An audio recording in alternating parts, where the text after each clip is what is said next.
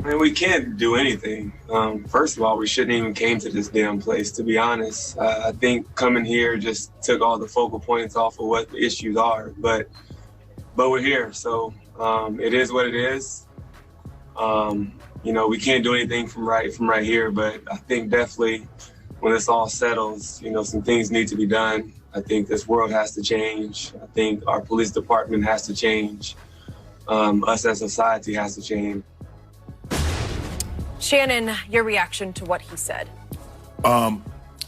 Skip, George, first, you wouldn't think that Wisconsin and maybe Milwaukee would have the issues that they have with the black and the police, but Milwaukee's have a very troubled past. Very, very, very troubled. I know that. Yeah, we know that. But I think sometimes... By the way, George Floyd was murdered in... Minnesota. Thank you. And Skip, for me, the emotions that George Hill and a lot of the black athletes and a lot of black people, especially the athletes, let's just take the people in the bubble, the emotion is raw because we see another black man, 7 shots to the back in front of his kids. And we're like, wow, here we go again. The George Floyd happened 3 months ago, and somehow we're still here. Breonna Taylor happened, 6 months ago. Aubrey happened in Brunswick in February, and it's still happening. Unfortunately, George Hill, it's hard for me to see a scenario or believe that had you not gone to the bubble, this would not have happened. Because there's a system in place, and there's a operating procedure that the police have been able to operate for hundreds of years with impunity. They don't have a problem. They're going to go, the Supreme Court says, hey, if you have a threat, be it real or perceived, it is okay for you to use deadly force. So, Skip, I felt that he was going for something. I felt that my life was in danger. I felt I was at risk. I have the right to use deadly force. They do not, and people are like, well, why don't they shoot? Because they're not taught to shoot to injure. They're shot to shoot center mass, shoot to kill. And that's what they do. And until first of all, the one thing we're gonna have to put politicians in that want to, you gotta break the stranglehold that the police union have. They're far, far too powerful. Skip, I should not be, first of all, you should not be able to do something and then you get 48 hours, you get 72 hours before the police can interview you. And then I got to give you all the information, all the evidence I have against you. They don't do that in the regular court. They don't do that to a regular criminal. They do not. It's heartbreaking that we watch this and we see this happen. Skip, we see they bring this, Chris Paul mentioned Jacob Blake. LeBron mentioned Jacob Blake. Mike Budenholzer. They mentioning these guys by name. They're mentioning Breonna Taylor. Say her name. Sandra, that's what they say their names. How many more? George Floyd, they're mentioning them. And police are still pop, pop, pop, pop, like it's nothing. Because you know why, Skip? They're going to get that administrative leave. They're going to still get your administrative leave. You still get paid. And then guess what? They're going to find where he used the proper amount of force because he felt his life or the guy was reaching for something. And then what they do is that they paint the guy. And everybody that is okay with police officers killing unarmed men, they're going to go back. Well, you remember back in 10th grade, he shoplifted. And now what you do, you sully up the victim. Like at that point in time, the officer knew that this guy had a prior history or he had done something. Skip, it's just sad. But unfortunately, George Hill, I don't believe had you not gone to the bubble, this senseless act could have been prevented. I don't believe any of these acts could have been prevented by these guys not going to the bubble. I hear you. Okay, I want to say it one more time. Your community, the black community, is still facing a horrifying problem in this country of white policemen shooting, murdering unarmed black men and women. Right. It's a horrifying problem, and I get it. It's one you can't sleep at night over. Can I go out? Can I drive my car? Am I going to get shot in the back? Right. And it happened again, albeit in Wisconsin. We didn't see that coming maybe, but it's happening all over this country. So I'm still right there. It has not been fixed yet. There are not enough consequences. Right. Maybe there will be in Minneapolis. Maybe there will be. We'll see. But as much as George Hill's heart was breaking, as he said, and as much respect as I have for him, because he's a good man, he's been a solid citizen and a tough guy and a competitor, and all that is, I give him high marks in every category, sort of on and off the court. This hit me out of left field, like, George, what are you saying? Because he did choose to go to the bubble, and then he dismisses the bubble as we shouldn't have come to this damn place. This damn place.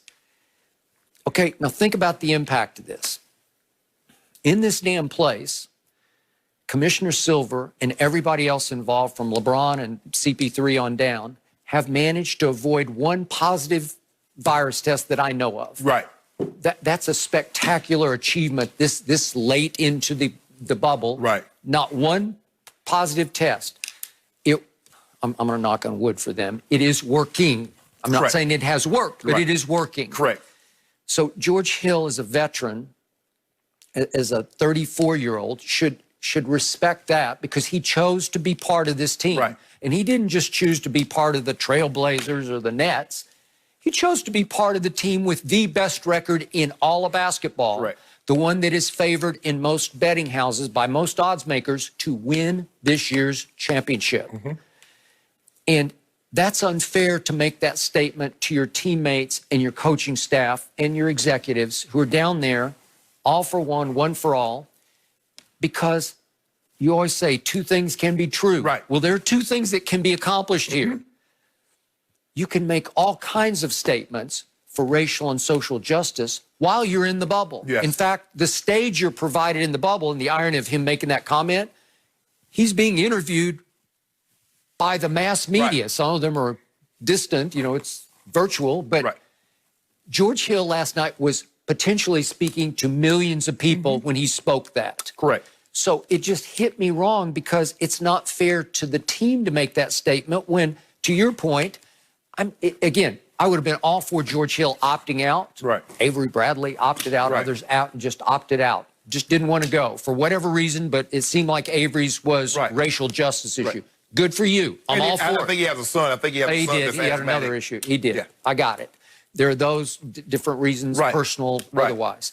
But if your reason to opt out was to continue to campaign and sort of strike while that iron was at its hottest right now for racial justice, I'm great with that.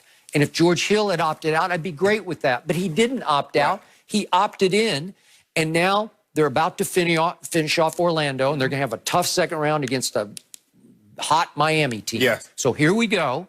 And why would you make that statement? Except I'm trying to give him a little break because his heart's broken. Right. This was shocking to him. But to your point, that's in the state where he plays. So it's very close. I got it. I got it. But what could he have done at home if he had opted out?